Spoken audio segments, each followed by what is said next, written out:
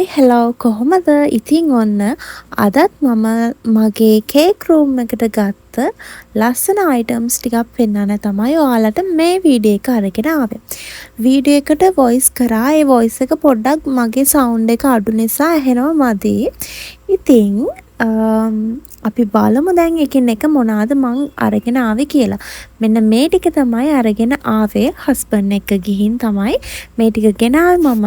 ඉතින් ගෙනාවු ගමන් තමයි මේ වීඩියෝ එක ගත්තේ. අපි බලමු එහෙනම් මොනවද මම අද අරගෙන ඇවිත් තියෙන අයිටම්ස් කියලා. ඉතින් චූටි අයිටම්ස් ටිකක් මම මේ දවස්වල එකතු කරනවා මගේ කේක් රූම් එක ලස්සන කරගන්න.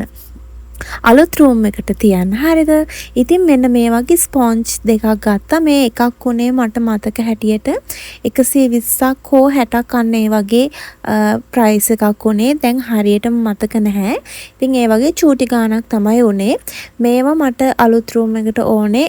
ඒක නිසා මම ටිකක් දකිනකොට අරගෙන එනවා. ඒ වගේම ඊට පස්සේ මම ගත්තා ස්ටේපල් කටු. ඒවත් ඕනේ අපිට කේක් බොක්ස් එකට සෙට් මේ බොක්ස් එක රෙඩි කරද්දි කේක් එක දාලා කටු ඕනේ. ඉතින් හැමදාම මේ එක පැක් එකක් ගෙනාවම පාවිච්චි කළා මේ සමහර දවස්වලට නැති වෙනවා. ඉතින් ඒක නිසා මම මේ පාර පැක් දෙකක්ම ගත්තා. එතකොට මට ලේසි තියාගන්න පුළුවන්. ඊට පස්සේ මම මේ වගේ චූටි මෙන්න මේ වගේ ක්ලියර් කප් එකක් ගත්තා. මේක මේ හොඳ හයියයි. ඒක රුපියල් 130ක් වගේ තමයි උනේ මට මතක හැටියට. ඉතින් ඒ වගේම ලොකු එකක් ගත්තා. ඒක උනේ රුපියල් 345යි. 345ක් වගේ ගාණක් තමයි උනේ. ඒක මං ගත්තේ ඩිෂ් වොෂ් අයිටම් තියාගන්න සබන්. ඊට පස්සේ ස්පොන්ජ් සින්ක් එක ළඟ තියාගන්න තමයි මං ඒක ගත්තේ. මොකද මම ටිකක් හෙව්වා මේ මොනවද මේ සබන් ඒවා තියෙන මේ ලස්සන කප් එකක්.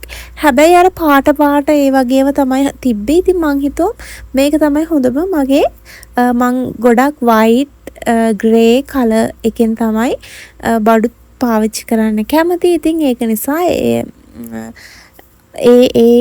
මොකද්ද ඒ කප් දෙක ගත්තා මං ඒ වැඩේට.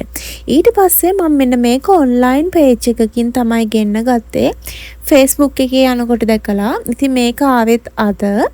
ඉතින් මේක 1415ක් වුණා කුරියර් චාර්ජ් එකත් එක්ක. ඉතින් මේක වොෂින් මැෂින් කවර් එකක්. ඉතින් අපේ ගෙදර වොෂින් මැෂින් එකට කවර් එකක් තිබ්බේ නැහැ. අනික වොෂින් මැෂින් එක තියන්න කේක් රූම් එකේ කොටසක තමයි අපිට වොෂින් මැෂින් එක තියන්න වෙන්නේ. ඉතින් ඒක නිසා දැන් කේක් රූම් එකේ තියෙනකොට ඒකට චුට්ටක් අර මට හිතෙනවා හරි නැහැ කැතයි වගේ කේක් රූම් එකනේ ඒක.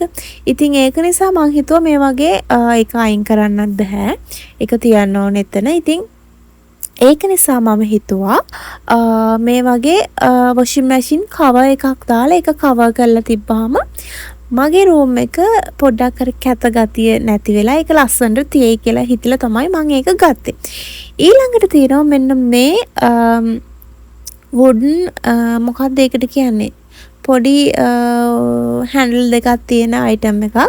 මේක මොකටද ඔයාලා හිතන්නේ මොකට වෙන්න ඇතිද මම ගන්න ඇත්තේ කියලා කමෙන්ට් එකක් දාන්න. ඉතින් ඒක උනා 1500 ගාණක් 590ක් ඒ වගේ. ඊට පස්සේ මම ගත්තා ග්ලාස් ක්ලීනර් එකක්. ග්ලාස් එක ක්ලීන් කරන්න පොඩි මොකක්ද ඒකට කියන්නේ? අන්න ඒ වගේ පොඩි රෙදි කෑල්ලක් අන්න ඒ වගේ එකක් ගත්තා. ඊට පස්සේ මේකත් ගත්තේ ග්ලාස් එක ක්ලීන් කරන්න. තව මං එදා එකක් ගෙනාව නිල් පාට එකක්. ඒක මං ගත්තා සින්ක් ඒරියා එක ඒක ගත්තා. ඊට පස්සේ මම ගාබේජ් බෑග් පැක් දෙකක් ගත්තා ස්මෝල් සයිස්. ඊට පස්සේ කොටන් බටන් එකක් ගත්තා. ඊට පස්සේ මෙන්න මේ වගේ පොඩි ප්ලාස්ටික් මොකද්ද මේකට කියන්නේ බීන් එකක් වගේ. බීන් එකක් නෙමෙයි ප්ලාස්ටික් භාජනයක් ගෙනාවා. ඒක මං ගෙනාවේ මගේ ওই කේක් වලට ගේන මොන හරි අයිටම් එකක් දාන්න. ඊට පස්සේ මෙන්න මේ වගේ ලස්සන බීන් දෙකක් ගෙනාවා.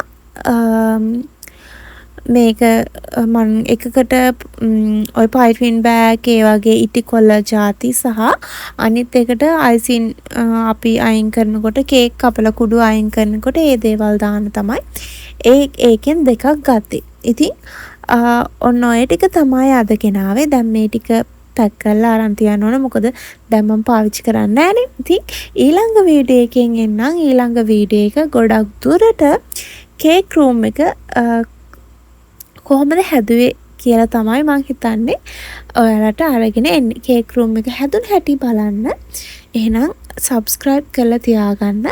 ඊළඟ වීඩියෝ එකෙන් මම එනකම් මේ වීඩියෝ එකට like කරලා comment එකක් දාලා subscribe කරලා channel එක තියාගන්න. එහෙනම් ගිහින් එන්නම්. bye.